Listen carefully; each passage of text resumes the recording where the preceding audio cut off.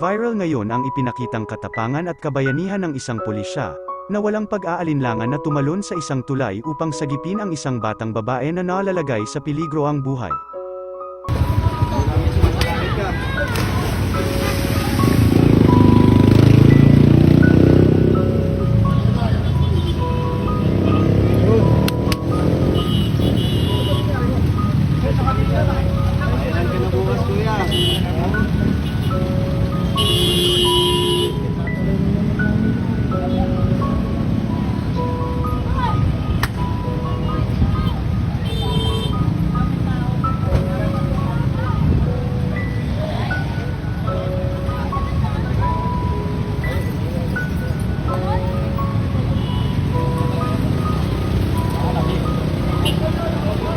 Makikita nga sa video ang matapang at walang pag-aalinlangan na pagtalon ng nasabing pulis, na si Patrolman August David Jr. sa isang mataas na tulay sa Barkadahan Bridge, Taytay, Rizal.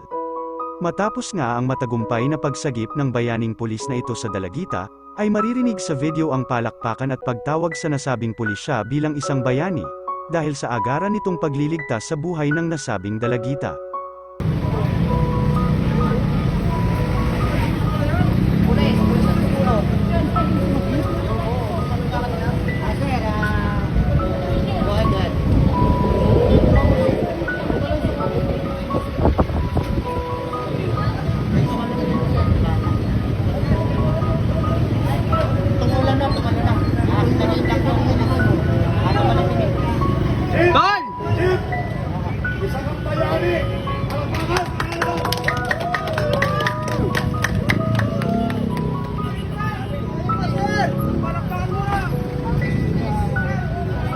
Umani ito ng samut-saring magagandang komento mula sa mga netizens, at matapos nga itong may upload sa social media ay umani na ito agad ng 2.5 million views sa loob lamang ng 14 hours.